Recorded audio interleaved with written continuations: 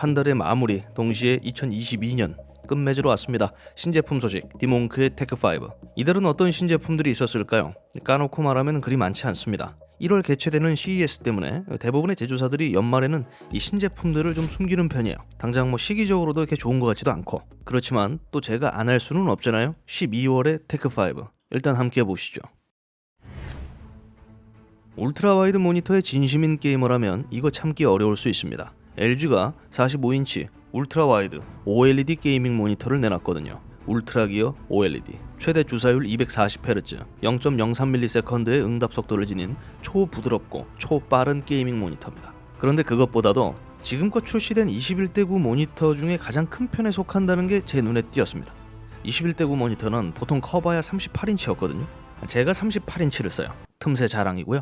아무튼 다시 말씀드리지만 OLED입니다. 150만 대 1의 명암비, DCI-P3 98.5%의 색 재현율, 800R 곡률로 대차게 휘어진 디스플레이는 게이머의 시야를 감싸기에 충분해 보입니다.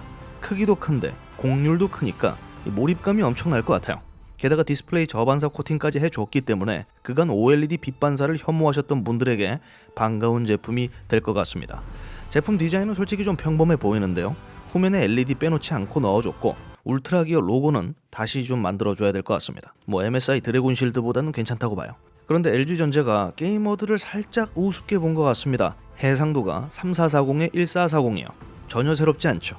최소 3840에 1600, 그 이상으로 갔어야 했다고 봐요. 물론 해상도가 높아지면 그만큼 PC 자원을 많이 잡아먹습니다. 허나 이런 제품을 구입하려는 게이머들이 좀 허접대기 같은 컴퓨터를 쓸 것 같진 않아요.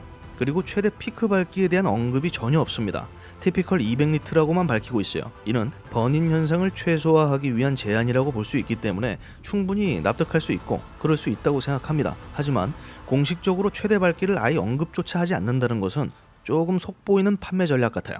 자신 없으면 보통 숨기죠. 대신 가격은 아주 구체적입니다. $1699, 하나로 약 214만원. 생각보다 그리 비싸지 않습니다. LG 제품이 비싸지 않다는 것은 뭔가 있다는 거예요. 직접 써보면 알게 되겠죠.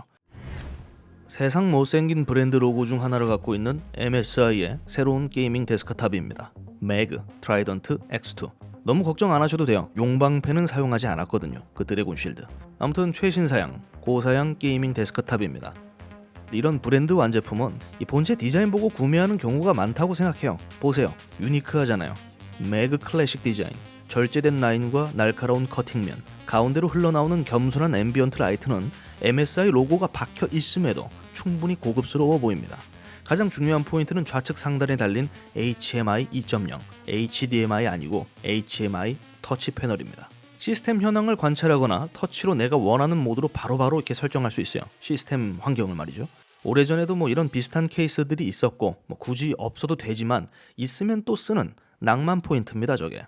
그래서 이런 제품은 책상 밑보다 위에 올려놓고 쓰는 게 적합하죠. 이름은 붙이기 나름인 쿨링 시스템 사일런트 스톰 쿨링 3가 적용됐습니다. GPU를 상단에 꽂아 넣어서 내부 온도가 그래픽카드로 역류하는 것을 방지했고요. 280mm 통합 수랭 쿨러를 사용합니다. 측면에 보면 꽤나 커다란 라디에이터를 박아 넣었어요. 일반적이지 않은 구성의 에어베플 디자인을 완성했습니다. 그래서 GPU 상단 흡기, 측면 배기죠. 컴퓨터 주요 사양은 당연히 돈을 지불하는 만큼 올라갑니다. 최고 사양은 13세대 인텔 코어 i9, 엔비디아 지포스 RTX 4090, 64GB의 DDR5 메모리, 젠4, 2TB NVMe SSD가 적용된 모델이에요. $4,699, 약 591만원이죠. 저도 얼마 전에 컴퓨터 맞췄잖아요. 사양이 이거보다 낮은데 600만원을 넘겼어요. 이거는 분명 어딘가 하자가 있어야만 합니다. 내가 억울하거든. 관심 없어도 여기저기 홍보하는 DJI를 보면 관심을 안 줄 수가 없습니다. 관종 DJI가 최대 51분 비행 가능한 초경량 드론 미니3를 내놨습니다. 접이식 디자인, 248g의 가벼운 무게, 이전 대비 늘어난 배터리 수명이 특징입니다. 근데 여기에는 작은 교활함이 숨어 있습니다. 배터리는 크게 두 종류인데요. 인텔리전트 플라이트 배터리, 다른 하나는 플라이트 배터리 플러스. 두 종류의 배터리를 지원합니다. 즉 플러스 배터리를 사용해야 51분의 비행이 가능해요. 그러면 무엇이 문제냐? 드론은 249g을 초과할 경우 국내 사용 시 반드시 모형 비행장치 4종 자격증이 필요합니다. DJI 미니 시리즈는 늘 249g을 넘지 않는 무게로 교묘하게 그 규제를 피해 왔는데 플러스 배터리를 장착하면 바디 무게가 약 290g으로 늘어나요. 누구나 날릴 수 없는 드론이 되어버리는 거죠. 결론적으로 51분의 배터리 수명은 입문자들에게 큰 의미 없는 수치라는 겁니다. 자격증 없이 그냥 막 날리고 찍으면 과태료 날라와요. 300만원. 물론 일반 배터리도 이전보다 약 7분 정도 늘어났기 때문에 배터리 수명 변화가 아예 없는 것은 아닙니다. 더 길어지긴 했어요. 그게 팩트죠. 그래서 약 38분. 이제 51분은 머릿속에서 그냥 지우시고 38분으로 기억하시면 되겠습니다. 배터리는 이제 됐고 다른 걸 보셔야 돼요. 카메라입니다.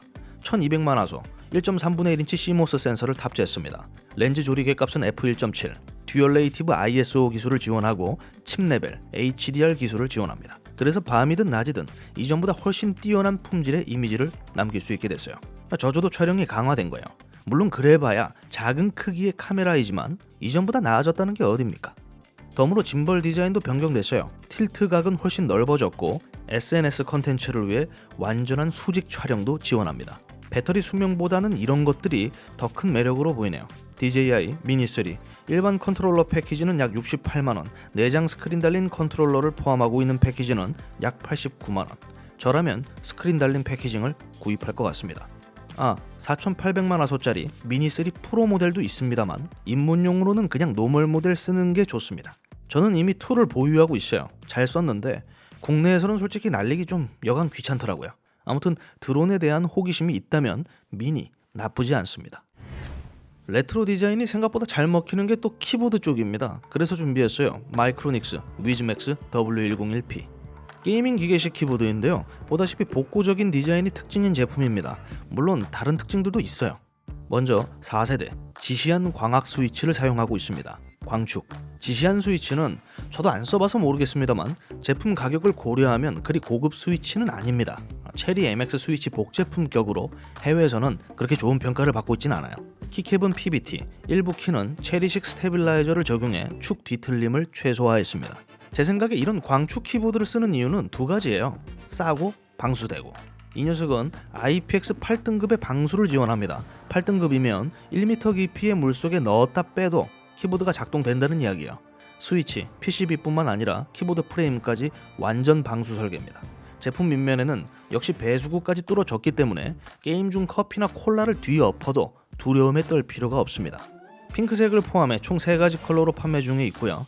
가격은 67,000원. 디자인 취향만 맞는다면 그리 부담스러운 가격은 아닌 것 같습니다. 게임하다가 자주 컵을 뒤엎는 소비자들에게 막 쓰기 좋은 키보드로 보이고요. PC방에서도 제법 잘 먹힐 것 같긴 해요. 물론 제가 PC방을 운영한다면 이보다 훨씬 저렴한 제품으로 대량 주문할 것 같습니다. 생각보다 좀 값이 나간다는 거죠. 디자인비인가? 물에 적셔도 되는 키보드 하나 보여드렸으니까 적시면 안 될 것 같은 키보드 하나 보여드리겠습니다. 파이널 마우스의 센터피스. 게이밍 기계식 키보드로 파이널 마우스의 키보드 데뷔작입니다. 마우스만 만들던 양반들이 이제 키보드까지 손대기 시작한 거죠. 그런데 제품이 아주 독특합니다. 보다시피 이 투명한 글래스 키캡 아래로 펼쳐지는 화려한 디스플레이가 특징이거든요. 화려함의 극치. 이제 RGB LED만으로는 성에 차지 않는 그런 게이머들에게 적합한 사치품입니다. 그저 움직이는 동영상만 집어넣을 수 있는 게 아닙니다. 상호작용 가능한 인터랙티브 배경을 적용할 수 있어요. 햅틱 피드백 그런 건 없지만 유저가 누르는 순간 그 순간 반응하는 다이나믹한 배경들로 꾸며줄 수 있어요. 그리고 스팀 앱을 통해 각종 배경 화면을 공유하거나 판매할 수 있도록 준비할 예정이라고 합니다. 흥미로운 점이 있다면 제품 내에 자체 CPU, GPU를 탑재했다는 겁니다. 덕분에 이런 화려한 배경 화면을 재생하는데 사용자의 PC 자원을 뽑아먹지 않아요. 중요한 것은 역시 키보드로서의 가치일 것 같은데요. 일단 기계식 스위치는 게이트론과 협업했습니다. 그리고 그 외 구체적인 사양은 전혀 언급하고 있지 않아요. 저는 처음에 이게 좀 컨셉 제품인가 했는데 상당히 진지하더라고요. 내년 초 출시 예정이고 가격은 $349, 하나로 약 43만원에 판매될 예정입니다. 커세어 K100 에어보다 3만원 더 비싸네요. 개인적으로 호감은 가요. 키보드 마니아들에게는 좀 끔찍한 제품일 수도 있겠지만 제 취향 다 아시잖아요. 낭만적이지 않습니까? 꼭 넣어보고 싶은 배경이 있는데 말은 못하겠네요. 아무튼 실용적으로 보이지는 않지만 DP용으로는 굉장히 좋을 것 같습니다. 문제는 파이널 마우스라는 브랜드가 믿고 사기에는 조금 신용도가 그렇게 높지 않다는 거죠. 자, 보너스 들어갑니다. 연말 보너스 드려야죠 제가. LG가 절대 포기하지 않는 봄봄봄 LG X봄 Go XG9입니다. 고 XG9이라고 해야 되나? 여튼 가장 하이엔드 모델이고 가장 최근 선보인 블루투스 포터블 스피커입니다. 포터블이라고 말하지만 크기가 여러분 허벅지만 하기 때문에 막 들고 다니기에는 무리가 있어요. 무게도 약 8.5kg, 만만치 않습니다. 대신 그만큼 강력한 포터블 오디오임은 틀림없죠. 두 개의 4.5인치 우퍼, 압축 콘 트위터, 각각 최대 80W, 40W 출력을 지녔습니다. 베이스 향상 알고리즘을 통해 X분만의 저음을 완성했고 낮은 볼륨에서도 우레와 같은 베이스를 느낄 수 있다고 하네요. 저음에 큰 초점을 두고 있는 인싸형 스피커입니다. 양측면 RGB LED는 1600만 가지 컬러 조합이 가능하고요. 하위 모델들과는 달리 제품 정가운데 스포트라이트를 집어넣었습니다. 이것도 역시 인싸들이 좋아할 만한 구성인 것 같습니다. IP67 등급의 방수 지원합니다. 한 번 충전으로 볼륨 50% 기준, 최대 24시간의 배터리 수명을 지녔습니다. 국내에는 아직 정식 출시가 안 된 것 같더라고요. 499유로, 한화로 약 67만원입니다. 이 가격에 당연히 안 팔겠죠? 더 비쌀 겁니다. 그리고 경쟁 제품으로는 JBL 붐박스 시리즈가 있어요. 둘 다 엇비슷한 가격대를 갖고 있는데 개인적으로 저는 JBL보다 이 녀석이 더 낫다고 봅니다. 왜? 더 화려하거든요. 지난 11월 말에 출시된 제품인데요. 만만한 게 눈에 띄어서 보너스로 집어넣었습니다. 8비트 듀얼 차징 독입니다. 게임도 아니고요. 8비트. 세오님 죄송합니다. 아무튼 엑스박스 무선 컨트롤러를 위한 충전독이에요. 두 개의 엑스박스 패드를 한 번에 충전시킬 수 있는 충전독. 그게 끝입니다. 다만 시중 출시된 대륙의 향기가 가득한 충전독들과는 달리 낭만이 있죠. 투명 케이스 속에 LED 램프를 집어넣어서 충전 시 주황색으로 주변 환경을 물들일 수 있고요. 컨트롤러 충전이 완료되면 흰색으로 바뀝니다. 단계별 밝기 조절까지 가능해요. 구체적으로 어느 정도의 밝기를 지녔는지 그 부분은 설명해주고 있지 않습니다. 이런 낭만적인 제품 보통 값이 나가기 마련입니다. 47달러, 약 6만원. 플라스틱 쪼가리 같은데 비싸죠. 그래도 6만원이면 도전해볼 만한 가격 아닐까요? 와이프 몰래 주문해야겠습니다.